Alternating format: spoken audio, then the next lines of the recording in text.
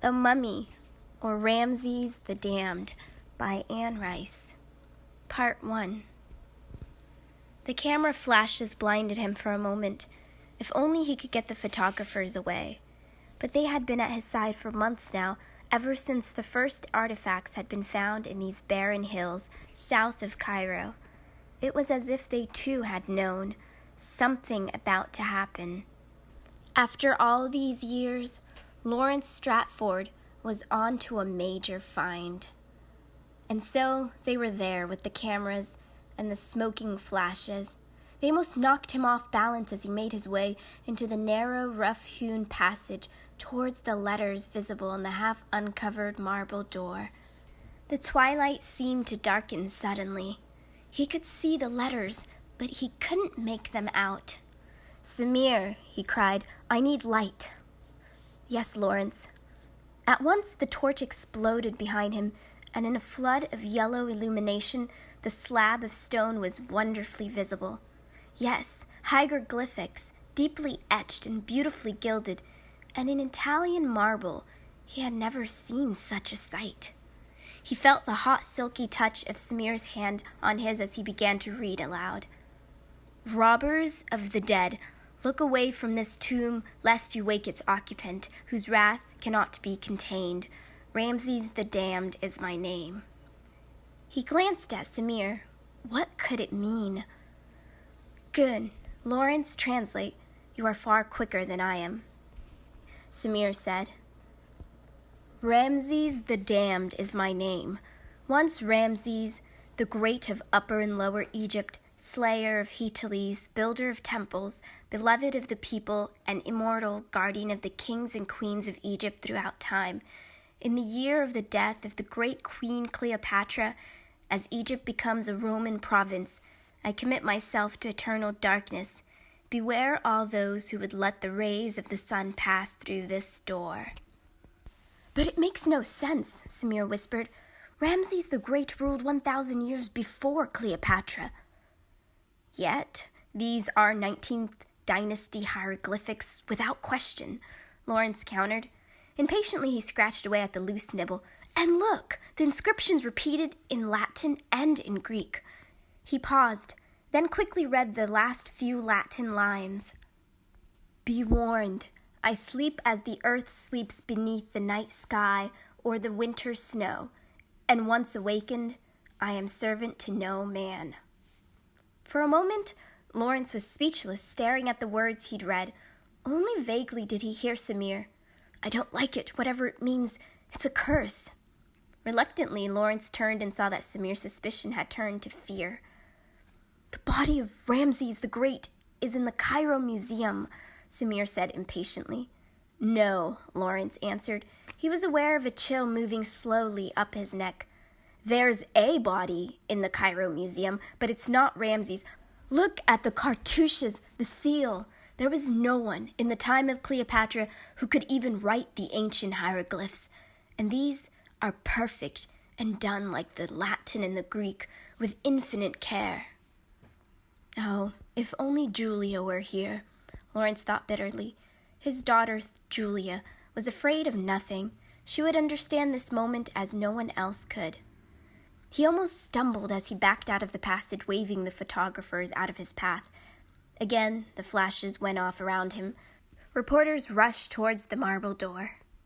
"Get the diggers back to work," Lawrence shouted. "I want the passage cleared down to the threshold. I'm going into that tomb tonight." "Lawrence, take your time with this," Samir cautioned. "There is something here which must not be dismissed." "Samir, you astonish me," Lawrence answered.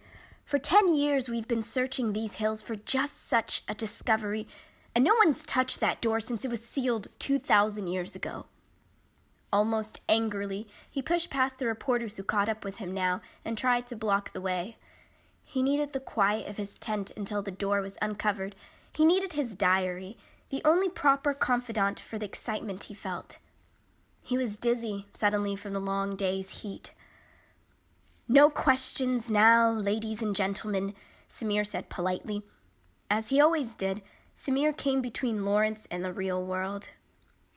Lawrence hurried down the uneven path twisting his ankle a little painfully, yet continuing, his eyes narrow, as he looked beyond the flickering torches at the somber beauty of the lighted tents under the violet evening sky. Only one thing distracted him before he reached the safety zone of his camp chair and desk: a glimpse of his nephew, Henry, watching idly from a short distance away. Henry, so uncomfortable and out of place in Egypt, looking miserable in his fussy white linen suit. Henry, the inevitable glass of scotch in his hand, and the inevitable cheroot on his lip. Undoubtedly, the belly dancer was with him, the woman, Malinka, from Cairo, who gave her British gentleman all the money she made. Lawrence could never entirely forget about Henry, but having Henry underfoot now was more than he could bear. In a life well lived, Lawrence counted Henry as his only true disappointment, the nephew who cared for no one and nothing but gaming tables and the bottle, the sole male heir to the Stratford millions who properly couldn't be trusted with a £1 note. Sharp pain again as he missed Julia, his beloved daughter, who should have been here with him, and would have been if her young fiancé hadn't persuaded her to stay at home. Henry had come to Egypt for money. Henry had papers for Lawrence to sign, and Henry's father, Randolph, had sent him on this grim mission, desperate as always to cover his son's debts. A fine pair they were, Lawrence thought grimly, the ne'er-do-well and the chairman of the board of Stratford Shipping, who clumsily funneled the company's profits into his son's bottomless purse. But in a very real way, Lawrence could forgive his brother Randolph anything. Lawrence hadn't merely given the family business to Randolph, he had dumped it on Randolph, along with its immense pressures and responsibilities, so that he, Lawrence, could spend his remaining years digging among the Egyptian ruins he so loved. And to be perfectly fair, Randolph had done a tolerable job of running Stratford Shipping. That is, until his son had turned him into an embezzler and a thief. Even now, Randolph would admit everything if confronted, but Lawrence was too purely selfish for that confrontation. He never wanted to leave Egypt again for the stuffy London offices of Stratford Shipping. Not even Julia could persuade him to come home. And now Henry stood there, waiting for his moment, and Lawrence denied him that moment, entering the tent and eagerly pulling his chair up to the desk. He took out a leather-bound diary, which he had been saving, perhaps for this discovery. Hastily, he wrote what he remembered of the door's inscription and the questions it posed. Ramses the Damned. He sat back, looking at the name, and for the first time he felt just a little of the foreboding which had shaken Samir. What on earth could all this mean? midnight. Was he dreaming? The marble door of the tomb had been carefully removed, photographed and placed on trestles in his tent. And now they were ready to blast their way in. The tomb! His, at last. He nodded to Samir. He felt the ripple of excitement move through the crowd. Flashes went off as he raised his hands to his ears, and then the blast caught them all off guard. He felt it in the pit of his stomach. No time for that. He had the torch in hand and was going in, though Samir tried once again to stop him. Lawrence, there could be booby traps. There could be... Get out of my way. The dust was making him cough. His eyes were watering. He thrust the torch through the gaping hole. Walls decorated with hieroglyphs again, the magnificent 19th dynasty style, without question. At once he stepped inside. How extraordinarily cool it felt, and the smell, what was it?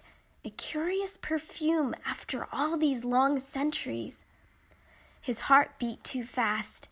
The blood rushed to his face, and he had to cough again, as if the press of reporters raised the dust in the passage. "Keep back!" he shouted crossly. The flashes were going off all around him again. He could barely see the painted ceiling overhead with its tiny stars. And there, a long table laden with alabaster jars and boxes, heaps of rolled papyri. Dear God, all this alone confirmed a momentous discovery. "But this is no tomb," he whispered. There was a writing table covered with a thin film of dust, looking for all the world as if the scholar had only just left. An open papyrus lay there with sharpened pens, an ink bottle, and a goblet. But the bust, the marble bust, it was unmistakably Greco-Roman. A woman with her tight wavy hair drawn back beneath a metal band, her drowsy half-lidded eyes seemingly blind, and the name cut into the base, Cleopatra. "Not possible," he heard Samir say. "But look, Lawrence, the mummy case." Lawrence had already seen it. He was staring speechless at the thing which lay serenely in the very middle of this puzzling room, this study, this library, with its stacks of scrolls and its dust-covered writing table. Once again, Samir ordered the photographers back. The smoking flashes was maddening Lawrence. "Get out! All of you, get out!" Lawrence said. Grumbling, they retreated out of sight of the door, leaving the two men standing there in stunned silence. It was Samir who spoke first. "This is Roman furniture. This is Cleopatra. Look at the coins, Lawrence, on the desk. With her image and newly minted, those alone are worth—" "I know, but there lies an ancient pharaoh, my friend. Every detail of the case, it's as fine as any ever found in the Valley of the Kings." "But without a sarcophagus," Samir said. "Why?" "There is no tomb," Lawrence answered. "And so the king chose to be buried here." Samir approached the mummy case, lifting the torch high above the beautifully painted face with its darkly lined eyes and exquisitely modeled lips.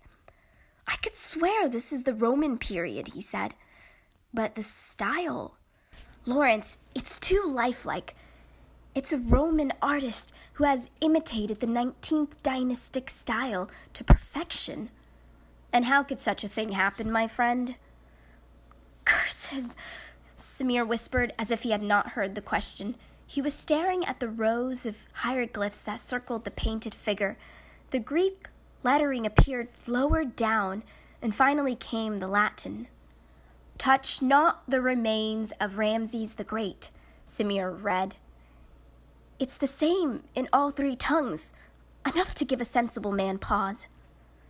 "Not this sensible man," Lawrence replied. "Get those workers in here to lift this lid at once."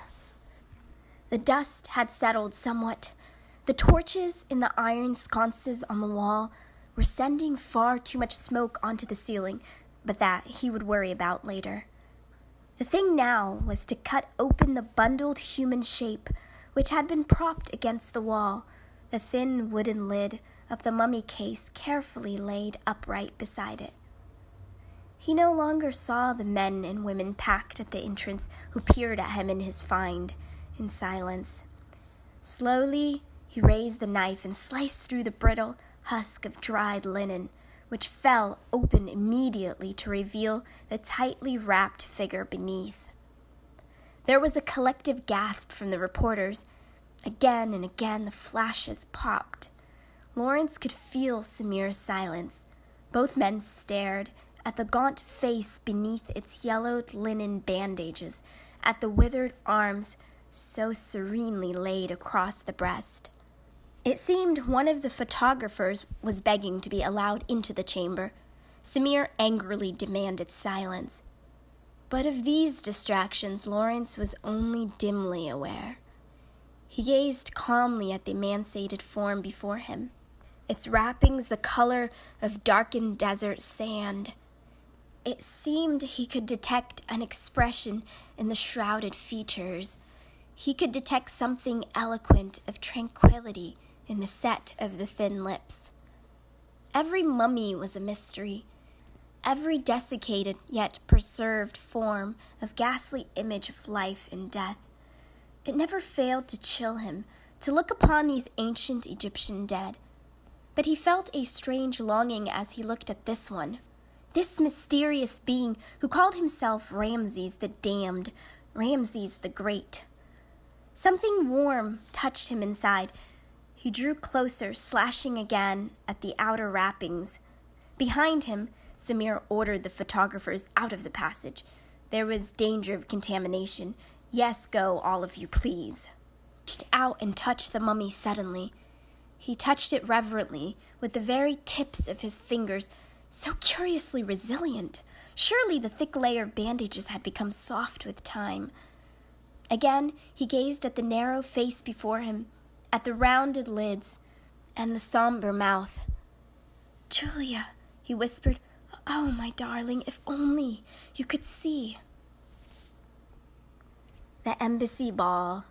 Same old faces, same old orchestra, same old sweet yet droning waltz. The lights were a glare to Elliot Savarel. The champagne left a sour taste in his mouth. Nevertheless, he drained the glass rather gracelessly and caught the eye of a passing waiter. Yes, another, and another.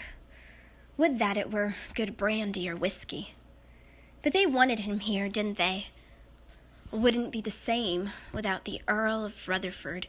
The Earl of Rutherford was an essential ingredient, as were the lavish flower arrangements, the thousands upon thousands of candles, the caviar and the silver, and the old musicians sawing warily at their violins while the younger generation danced.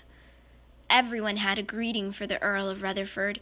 Everyone wanted the Earl of Rutherford to attend a daughter's wedding, or an afternoon tea, or another ball such as this.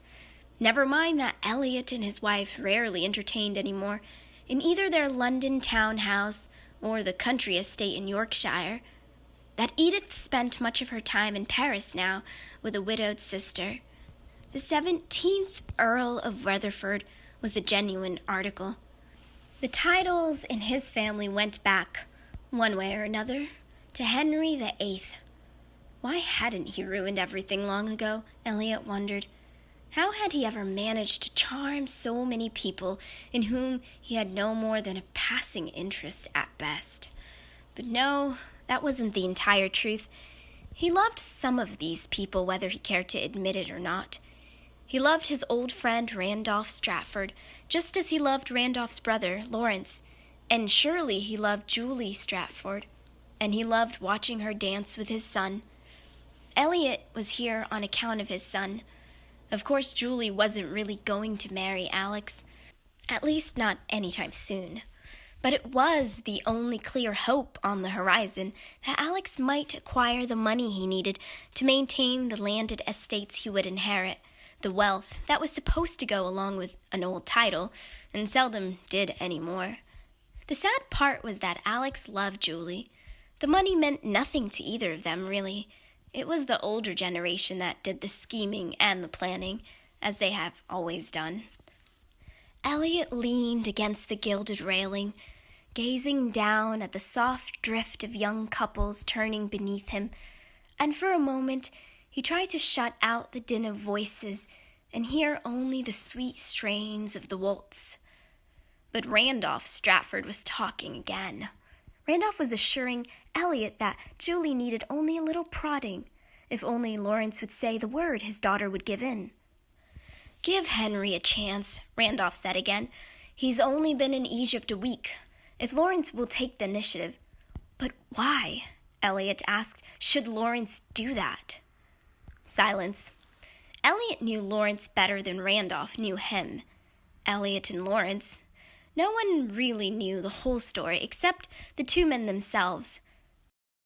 At Oxford, years ago, in a carefree world, they had been lovers, and the year after they'd finished, they had spent a winter together south of Cairo in a houseboat on the Nile. Inevitably, the world had separated them. Elliot had married Edith Christian, an American heiress. Lawrence had built Stratford Shipping into an empire. But their friendship had never faltered. They had spent countless holidays in Egypt together. They could still argue all night long about history, ruins, archaeological discoveries, poetry, what have you. Elliot had been the only one who really understood when Lawrence retired and went to Egypt. Elliot had envied Lawrence, and there had been the first bitterness between them. In the small hours when the wine flowed, Lawrence had called Elliot a coward for spending his remaining years in London in a world he did not value, a world which gave him no joy. Elliot had criticized Lawrence for being blind and stupid.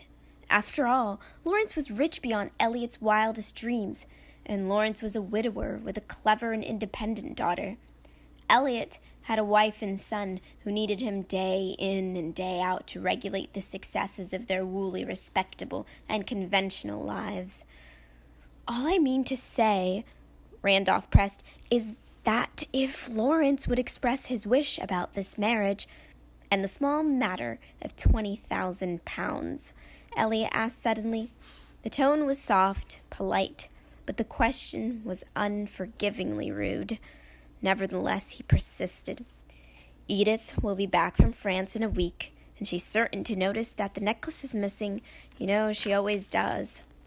Randolph didn't answer. Elliot laughed softly, but not at Randolph, not even at himself, and certainly not at Edith, who had only a little more money now than Elliot did, and most of it in plate and jewels.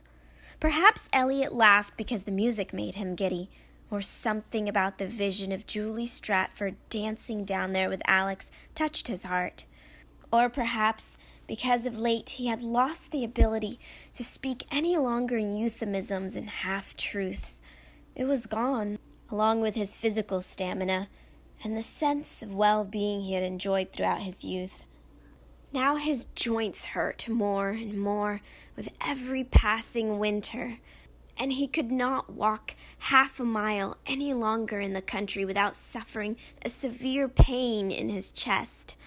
He did not mind having white hair at 55, perhaps because he knew he looked rather good with it, but it bruised him secretly and deeply to have to use a cane wherever he went. These were all mere shadows, however, of what was yet to come. Old age, weakness, dependence. Pray that Alex was happily married to the Stratford millions, and not before too long. He felt restless suddenly, dissatisfied. The soft swooshing music annoyed him, sick to death of Strauss, actually. But it was something keener. He wanted to explain it suddenly to Randolph that he, Elliot, had made some crucial mistake a long time ago. Something to do with those long nights in Egypt, when he and Lawrence would walk through the black streets of Cairo together, or rail at each other drunkenly in the little saloon of the boat. Lawrence had somehow managed to live his life along heroic proportions. He had accomplished things of which others were simply incapable. Elliot had moved with the current. Lawrence had escaped to Egypt, back to the desert, the temples, to those clear, star-filled nights. God, how he missed Lawrence. In the last 3 years they had exchanged only a handful of letters, but the old understanding would never grow dim. Henry took some papers with him, Randolph said. Small matter family stock. He glanced around warily, too warily. Elliot was going to laugh again. If it goes as I hope, Randolph continued, I'll pay you everything I owe, and the marriage will take place within 6 months. I give you my word. Elliot smiled. Randolph, the marriage may or may not happen. It may or may not solve things for both of us. Don't say that, old boy. But I must have that 20,000 pounds before Edith comes home. Precisely, Elliot, precisely.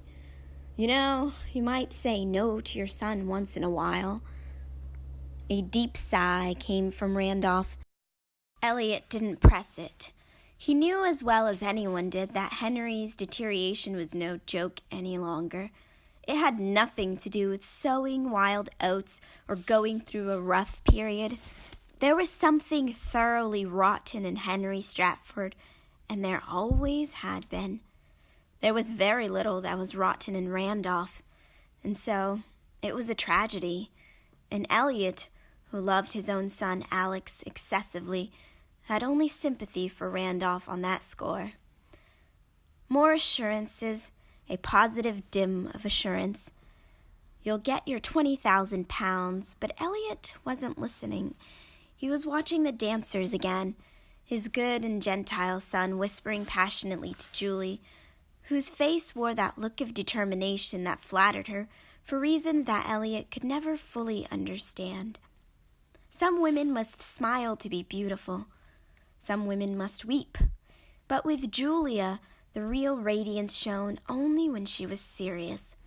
Perhaps because her eyes were too softly brown otherwise, her mouth too guileless, her porcelain cheeks too smooth. Fired with determination, she had a vision. And Alex, for all his breeding and all his proffered passion, seemed no more than a partner for her, one of 1,000 elegant young men who might have guided her across the marble floor. It was the morning paper's waltz, and Julia loved it. She had always loved it. There came back to her now a faint memory of dancing once to the morning paper waltz with her father. Was it when they had first brought home the gramophone, and they had danced all through the Egyptian room and the library and the drawing rooms, she and father, until the light came through the shutters, and he had said, "Oh, my dear, no more, no more." Now the music made her drowsy and almost sad, and Alex kept talking to her, telling her in one way or another that he loved her, and there was that panic inside her, that fear of speaking harsh or cold words. "If you want to live in Egypt," Alex said breathlessly, "and dig for mummies with your father, well then, we'll go to Egypt. We'll go straight after the wedding. And if you want to march for the vote, well then, I should march at your side." "Oh, yes," Julie answered. "That's what you say now, and I know you mean it with all your heart, but Alex, I'm just not ready. I cannot." She couldn't bear to see him so deadly earnest. She couldn't bear to see him hurt. If only there were a little wickedness in Alex, just a little bit of meanness, as there was in everyone else. His good looks would have been improved by a little meanness. Tall, lean, and brown-haired, he was too angelic. His quick, dark eyes revealed his entire soul too easily. At 25, he was an eager and innocent boy. "What do you want with a suffragette for a wife?" she asked. "With an explorer. You know, I could very well be an explorer or an archaeologist. I wish I was in Egypt with father right now." "Dearest, we'll go. Only marry me before we go." He leaned forward as if he meant to kiss her, and she moved back a step, the waltz carrying them almost recklessly fast, so that for a moment she felt lightheaded and almost as if she were truly in love. "What can I do to win you, Julie?" he whispered in her ear. "I'll bring the great pyramids to London." "Alex, you won me a long time ago," she said, smiling. But that was a lie, wasn't it? There was something truly terrible about this moment, about the music with its lovely, compelling rhythm, and that desperate look on Alex's face. "The simple truth is, I don't want to be married, not yet, and perhaps not at all." He didn't answer her. She'd been too blunt, too much to the point. She knew that sudden shrinking. It wasn't unmanly. On the contrary, it was gentlemanly. She had hurt him, and when he smiled again now, there was a sweetness and a courage in it that touched her and made her feel all the more sad. "Father will be back in a few months, Alex. We'll all talk then. Marriage, the future, the rights of women, married and unmarried, and the possibility that you deserve far better than a modern woman like me is very likely to turn your hair gray within the first year and send you running into the arms of an old-fashioned mistress." "Oh, how you love to be shocking," he said, "and I love to be shocked." "But Do you, dearest, really love to be shocked? Suddenly, he did kiss her. They had stopped in the middle of the dance floor, other couples swirling around them as the music swept on. He kissed her, and she allowed it, yielding to him completely as if she must somehow love him, must somehow meet him halfway. It didn't matter that others must be looking at them. It didn't matter that his hands were trembling as he held her. What mattered was that, though she loved him terribly, it was not enough. It was cool now. There was a noise out there, cars arriving. The braying of a donkey and the sharp, high-pitched sound of a woman laughing, an American woman who had driven all the way from Cairo as soon as she had heard. Lawrence and Samir sat together in their camp chairs at the ancient writing table with the papyri spread out before them.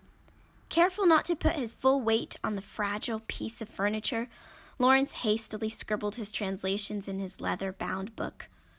Now and then he glanced over his shoulder at the mummy, the great king who for all the world looked as if he merely slept. Ramses the Immortal. The very idea inflamed Lawrence. He knew that he would be in this strange chamber until well after dawn. But it must be a hoax, Samir said. Ramses the Great, guarding the royal families of Egypt for thousands of years, the lover of Cleopatra? Ah, but it makes sublime sense, Lawrence replied. He set down the pen for a moment, staring at the papyri. How his eyes ached. If any woman could have driven an immortal man to entomb himself, Cleopatra would be that woman. He looked at the marble bust before him. Lovingly, he stroked Cleopatra's smooth white cheek. Yes, Lawrence could believe it. Cleopatra, beloved of Julius Caesar and beloved of Mark Antony. Cleopatra, who had held out against the Roman conquest of Egypt far longer than anyone dreamed possible. Cleopatra, the last ruler of Egypt in the ancient world. But the story... He must resume his translation. Samir rose and stretched uneasily. Lawrence watched him move towards the mummy. What was he doing? Examining the wrappings over the fingers, examining the brilliant scarab ring so clearly visible on the right hand. Now that was a 19th dynasty treasure. No one could deny it, Lawrence thought. Lawrence closed his eyes and massaged his eyelids gently. Then he opened them, focusing on the papyrus before him. Samir, I tell you, the fellow is convincing me. Such a command of languages would dazzle anyone, and his philosophical perspective is quite as modern as my own. He reached for the older document which he had examined earlier. And this, Samir, I want you to examine it. This is no other than a letter from Cleopatra to Ramses. A hoax, Lawrence, some sort of little Roman joke. No, my friend, nothing of the kind. She wrote this letter from Rome when Caesar was assassinated. She told Ramses she was coming home to him and to Egypt. He laid the letter aside. When Samir had time, he would see for himself what these documents contained. All the world would see. He turned back to the original papyrus. But listen to this, Samir, Ramses' last thoughts. The Romans cannot be condemned for the conquest of Egypt. We were conquered by time itself in the end, and all the wonders of this brave new century should draw me from my grief, and yet I cannot heal my heart, and so the mind suffers. The mind closes as if it were a flower without sun. Samir was still looking at the mummy, looking at the ring. Another reference to the sun, again and again the sun. He turned to Lawrence. But surely you don't believe it. Samir, if you can believe in the curse, why can't you believe in an immortal man? Lawrence, you play with me. I have seen the workings of many a curse, my friend, but an immortal man who lived in Athens under Pericles and Rome under the Republic and Carthage under Hannibal? A man who taught Cleopatra the history of Egypt? Of this, I know nothing at all. Listen again, Samir. Her beauty shall forever haunt me, as well as her courage and her frivolity, her passion for life, which seemed inhuman in its intensity while being only human after all. Samir made no answer. His eyes were fixed on the mummy again, as if he could not stop looking at it. Lawrence understood perfectly, which is why he sat with his back to the thing in order to read the papyrus, so that he would get the crucial work done. Lawrence, this mummy is as dead as any I have ever seen in the Cairo Museum. A storyteller, that is what this man was. Yet these rings. Yes, my friend, I observed it very carefully earlier. It is the cartouche of Ramses the Great, and so we have not merely a storyteller, but a collector of antiquities. Is that what you want me to believe? But what did Lawrence believe? He sat back down against the sagging canvas of the camp chair and let his eyes drift over the contents of this strange room. Then again he translated from the scroll. And so I shall retreat to this isolated chamber, and now my library shall become my tomb. My servants shall anoint my body and wrap it in fine funnery linen, as was the custom of my time, now so long forgotten. But no knife shall touch me. No embalmer shall extract the heart and brain from my immortal form. A euphoria overcame Lawrence suddenly, or was it in a state of waking dream? This voice, it seemed so real to him. He felt the personality, as one never did with the ancient Egyptians. But of course, this was an immortal man. Elliot was getting drunk, but no one knew it, except Elliot, who leaned on the gilded rail of the half-landing again in a rather casual manner that he almost never assumed. There was a style to even his smallest gestures, and now he carelessly violated it, keenly aware that no one would notice, no one would take offense. Such a world, made up almost wholly of subtleties. What a horror. And he must think of this marriage. He must talk of this marriage. He must do something about the sad spectacle of his son, quite obviously defeated, who, after watching Julie dance with another, came now up the marble steps. I'm just asking you to trust in me, Randolph was saying. I guarantee this marriage. All it takes is a little time. Surely you don't think I enjoy pressing you, Elliot answered, thick-tongued, drunk all right. I'm much more comfortable in a dream world, Randolph, where money simply doesn't exist. But the fact is we cannot afford such reverie, either of us. This marriage is essential for us both. Then I shall go see Lawrence myself. Elliot turned to see his son only a few steps away, waiting like a schoolboy for the adults to acknowledge him. Father, I badly need consultation, Alex said. What you need is courage, young man, Randolph said crossly. Don't tell me you've taken no for an answer again. Alex took a glass of champagne from the passing waiter. She loves me not, he said softly. The simple fact is I cannot live without her. She's driving me mad. Of course you cannot, Elliot laughed gently. Now, look, that clumsy young man down there is stepping on her feet. I'm sure she'd be very grateful if you came to her rescue at once. Alex nodded, scarcely noticing as his father took the half-full glass from him and drank down the champagne. He straightened his shoulders and headed back to the dance floor. Such a perfect picture. The puzzling part in this, Randolph said under his breath, she loves him, she always has. Yes, but she's like her father.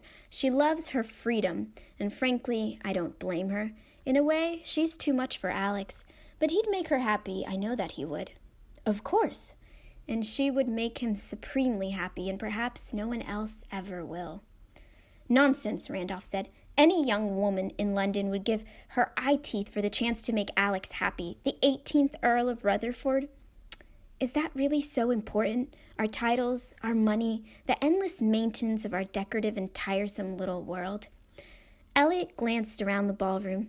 This was that lucid and dangerous state with drinking when everything began to shimmer, when there was meaning in the grain of the marble, when one could make the most offensive speeches. I wonder sometimes if I should be in Egypt with Lawrence, and if Alex shouldn't peddle his beloved title to someone else. He could see the panic in Randolph's eyes. Dear God, what did the title mean to these merchant princes, these businessmen who had all but the title? It wasn't only that Alex might even eventually control Julie and thereby control the Stratford millions, and that Alex himself would be far easier than Julie to control.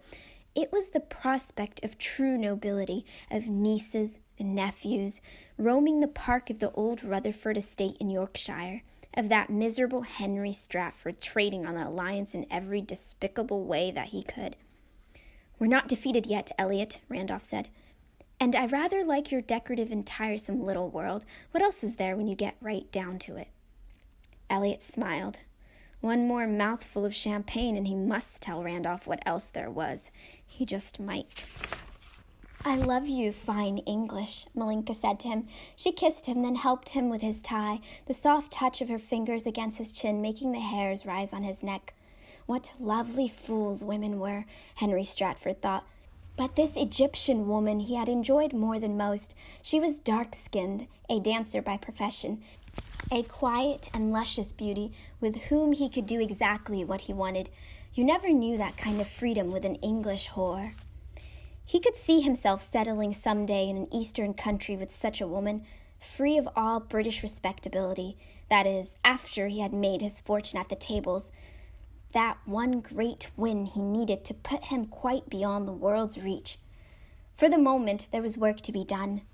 The crowd around the tomb had doubled in size since last evening, and the trick was to reach his Uncle Lawrence before the man was swept up utterly by the museum people and the authorities, to reach him now when he just might agree to anything in return for being left alone. "Go on, dearest." He kissed Malinka again and watched her wrap the dark cloak about herself and hurry to the waiting car. How grateful she was for these small Western luxuries, yes, that kind of woman, rather than Daisy, his London mistress, a spoilt and demanding creature who nevertheless excited him, perhaps because she was so difficult to please. He took one last swallow of scotch, picked up his leather briefcase, and left the tent. The crowds were ghastly. All night long he'd been awakened by the grind and huff of automobiles and frenzied voices, and now the heat was rising, and he could already feel sand inside his shoes. How he loathed Egypt, how he loathed these desert camps and these filthy camel-riding Arabs and the lazy, dirty servants, how he loathed his uncle's entire world. And there was Samir, that insolent, irritating assistant who fancied himself Lawrence's social equal, trying to quiet the foolish reporters. Could this really be the tomb of Ramses II? Would Lawrence grant an interview? Henry didn't give a damn. He pushed past the men who were guarding the entrance to the tomb. "Mr. Stratford, please," Samir called after him, a lady reporter on his heels. "Let your uncle alone now," Samir said as he drew closer. "Let him savor his find." "The hell I will." He glared at the guard who blocked his path. The man moved. Samir turned back to hold off the reporters. Who was going into the tomb, they wanted to know. "This is a family matter," he said quickly and coldly to the woman reporter trying to follow him. The guard stepped in her path.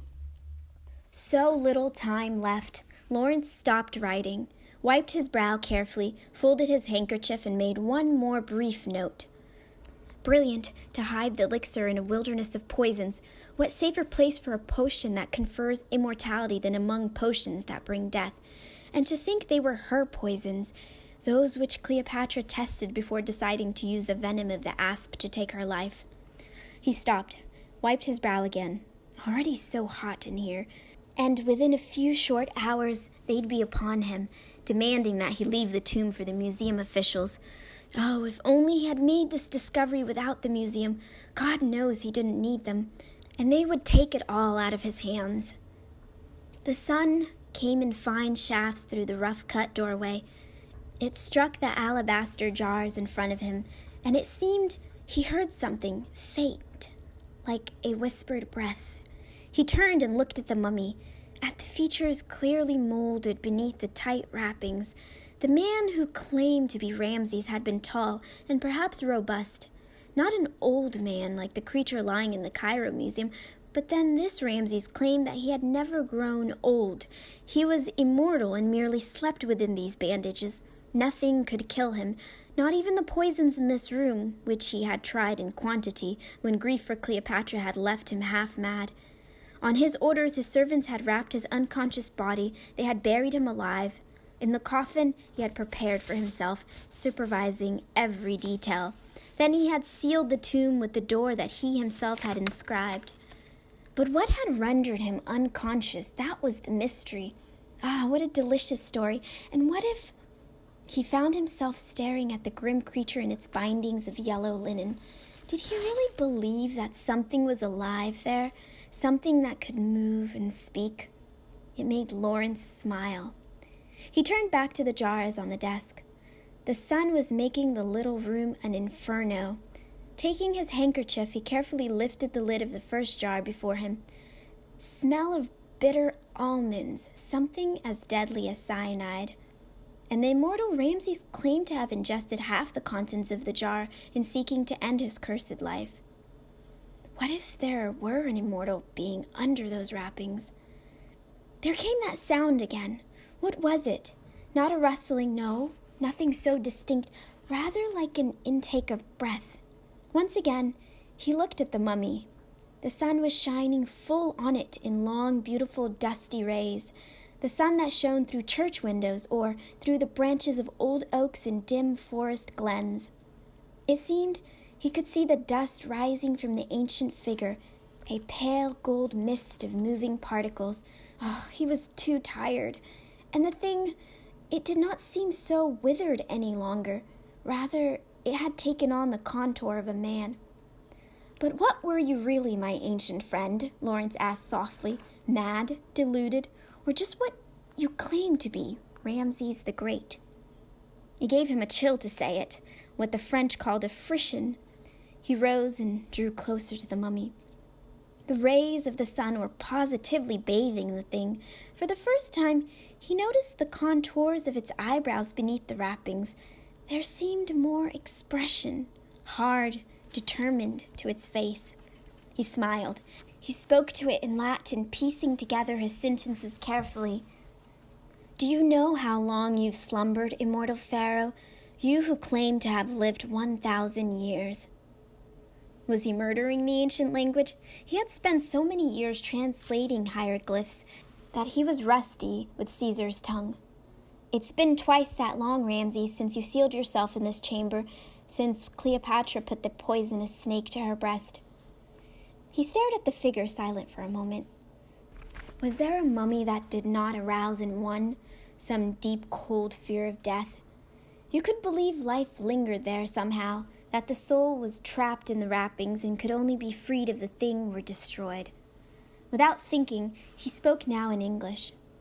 "Oh, if only you were immortal, if only you could open your eyes on this modern world, and if only I didn't have to wait for permission to remove these miserable bandages to look on your face."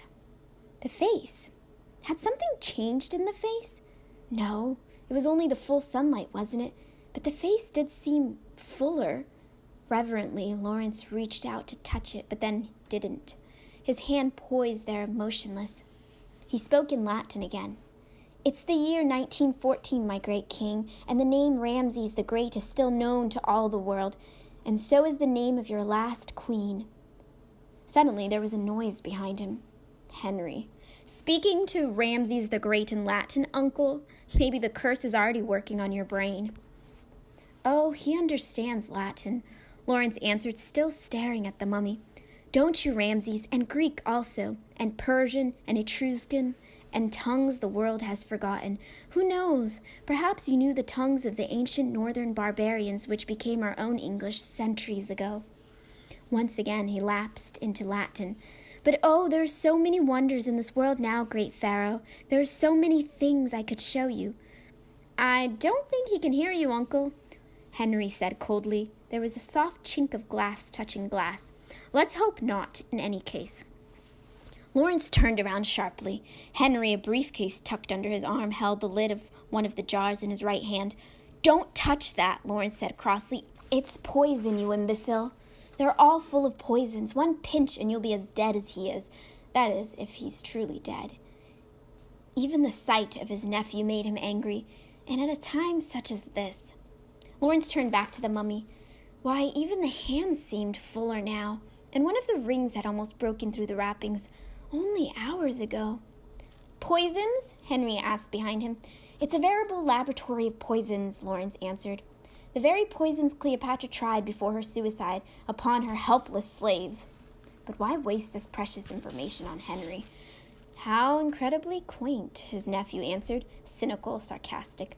"I thought she was bitten by an asp." "You're an idiot, Henry. You know less history than an Egyptian camel driver. Cleopatra tried 100 poisons before she settled on the snake." He turned and watched coldly as his nephew touched the marble bust of Cleopatra. his fingers passing roughly over the nose, the eyes. "Well, I fancy this is worth a small fortune anyway. And these coins, you aren't going to give these to the British Museum, are you?" Lawrence sat down in the camp chair. He dipped the pin. Where had he stopped in his translation? Impossible to concentrate with these distractions. "Is money all you think about?" he asked coldly. "And what have you ever done with it but gamble it away?" He looked up at his nephew. When had the youthful fire died in that handsome face? When had arrogance hardened it and aged it and made it so deadly dull? "The more I give you, the more you lose at the tables. Go back to London, for the love of heaven. Go back to your mistress and your music hall cronies, but get out." There was a sharp noise from outside. Another motor car backfiring as it ground its way up the sandy road. A dark-faced servant in soiled clothes entered suddenly, with a full breakfast tray in his hands. Samir came behind him. "I cannot hold them back any longer, Lawrence," Samir said. With a small, graceful gesture, he bid the servant set down the breakfast on the edge of the portal desk. "The men from the British Embassy are here also, Lawrence. So is every reporter from Alexandria to Cairo. It is quite a circus out there, I fear." Lawrence stared at the silver dishes, the china cups. He wanted nothing now but to be alone with his treasures. "Oh, you can just keep them out as long as you can, Samir. Give me a few more hours alone with these scrolls. Samir, the story is so sad, so poignant." "I'll do my best," Samir answered. "But do take your breakfast, Lawrence. You're exhausted. You need nourishment and rest." "Samir, I've never been better. Keep them out of here till noon. Oh, and take Henry with you. Henry, go with Samir. He'll see that you have something to eat." "Yes, do come with me, sir, please," Samir said quickly. "I have to speak to my uncle alone." Lawrence looked back at his notebook, and the scroll opened above it. Yes, the king had been talking of his grief after that he had retreated here to a secret study far away from Cleopatra's mausoleum in Alexandria, far away from the Valley of the Kings. "Uncle," Henry said frostily, "I'd be more than happy to go back to London if you would only take a moment to sign." Lawrence refused to look up from the papyrus. Maybe there would be some clue as to where Cleopatra's mausoleum had once stood. "How many times must I say it?" he murmured indifferently. "No, I will not sign the papers. Now take your briefcase with you and get out of my sight." "Uncle, the Earl wants an answer regarding Julie and Alex. He won't wait forever, and as for these papers, it's only a matter of a few shares." The Earl, Alex, and Julie. It was monstrous. Good God, at a time like this. "Uncle, the world hasn't stopped turning on account of your discovery." Such acid in the tone. "And the stock has to be liquidated." Lawrence laid down his pen.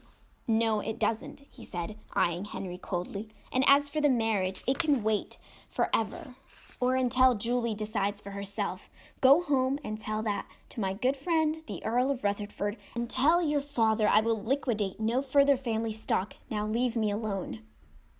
Henry didn't move. He shifted the briefcase uneasily, his face tightening as he stared down at his uncle. "Uncle, you don't realize—" "Allow me to tell you what I do realize," Lawrence said, "that you have gambled away a king's ransom, and that your father will go to any lengths to cover your debts. Even Cleopatra and her drunken lover, Mark Antony, could not have squandered the fortune that has slipped through your hands. And what does Julie need with the Rutherford title anyway? Alex needs the Stratford millions, that's the truth of it. Alex is a beggar with a title, the same as Elliot. God forgive me, it's the truth." "Uncle, Alex could buy any heiress in London with that title. Then why doesn't he? One word from you and Julie would make up her mind, and Elliot would show his gratitude to you for arranging things. Is that it? And with my daughter's money, he'd be very generous indeed." Henry was white with anger. "What the hell do you care about this marriage?" Lawrence asked bitterly. "You humiliate yourself because you need the money." He thought he saw his nephew's lips move in a curse. He turned back to the mummy, trying to shut it all out. The tentacles of the London life he'd left behind trying to reach him here.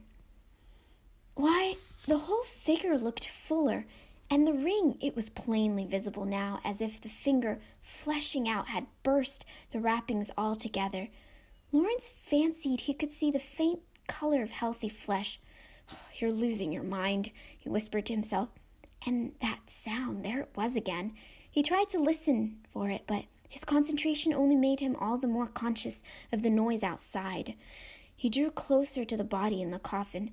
Good Lord, was that hair he saw beneath the wrappings about the head? "I feel so sorry for you, Henry," he whispered suddenly, "that you can't savor such a discovery, this ancient king, this mystery." Who said that he couldn't touch the remains? Just move perhaps an inch of the rotted linen. He drew out his penknife and held it uncertainly. 20 years ago, he might have cut the thing open. There wouldn't have been any busybody officials to deal with. He might have seen for himself if under all that dust— "I wouldn't do that if I were you, Uncle," Henry interrupted. "The museum people in London will raise the roof. I told you to get out." He heard Henry pour a cup of coffee as he had all the time in the world. The aroma filled the closed little chamber. Lawrence backed into the camp chair and again pressed his folded handkerchief to his brow. 24 hours now without sleep. Maybe he should rest. "Drink your coffee, Uncle Lawrence," Henry said to him. "I poured it for you." And there it was, the full cup. "They're waiting for you out there. You're exhausted." "You bloody fool," Lawrence whispered. "I wish you'd go away." Henry set the cup before him right by the notebook. "Careful, that papyrus is priceless." The coffee did look inviting, even if Henry was pushing it at him. He lifted the cup, took a deep swallow, and closed his eyes. What had he just seen as he put down the cup? The mummy stirring in the sunlight? Impossible. Suddenly, a burning sensation in his throat blotted out everything else. It was as if his throat were closing. He couldn't breathe or speak. He tried to rise. He was staring at Henry, and suddenly he caught the smell coming from the cup still trembling in his hand. Bitter almonds. It was the poison. The cup was falling. Dimly he heard it shatter as it hit the stone floor. "For the love of God, you bastard!" He was falling, his hands out towards his nephew, who stood white-faced and grim, staring coldly at him as if this catastrophe were not happening, as if he were not dying. His body convulsed. Violently he turned away. The last thing he saw as he fell was the mummy in the dazzling sunlight. The last thing he felt was the sandy floor beneath his burning face. For a long time, Henry Stratford did not move. He stared down at the body of his uncle as if he did not quite believe what he saw. Someone else had done this. Someone else had broken through the thick membrane of frustration and put this horrid plot into motion. Someone else had put the silver coffee spoon into the jar of ancient poison and slipped that poison into Lawrence's cup. Nothing moved in the dusty sunlight. The tiny particles seemed suspended in the hot air. Only a faint sound originated within the chamber, something like the beat of a heart. Imaginings. It was imperative to follow through. It was imperative to stop his hand from shaking, to prevent the screaming from ever leaving his lips, because it was there all right, a scream which once released would never stop. "I killed him. I poisoned him. And now that great, hideous, and immovable obstacle to my plan is no more. Bend down, feel the vein. Yes, he's dead, quite dead."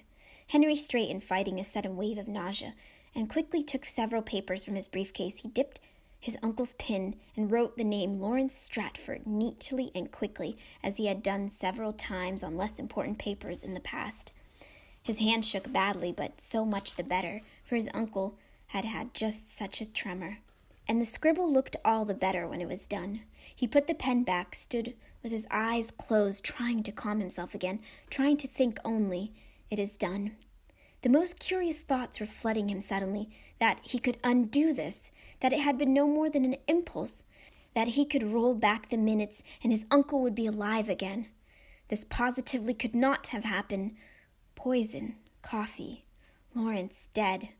And then a memory came to him, pure and quiet, and certainly welcome, of the day 21 years ago when his cousin Julie had been born.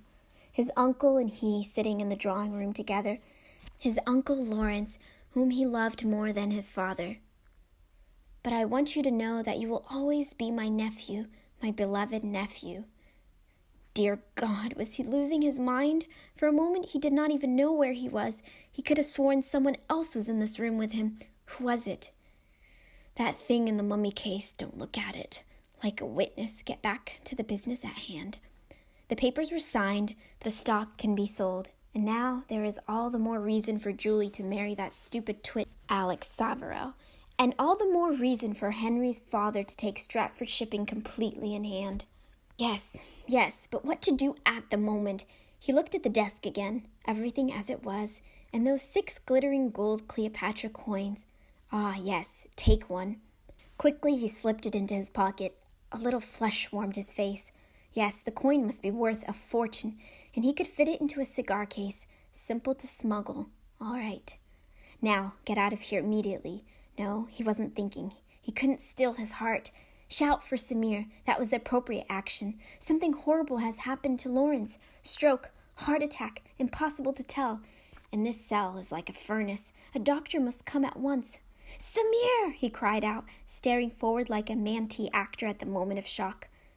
His gaze fell directly again on that grim, loathsome thing in the linen wrappings. Was it staring back at him? Were its eyes open beneath the bandages? Preposterous. Yet the illusion struck a deep, shrill note of panic in him, which gave just the right edge to his next shout for help.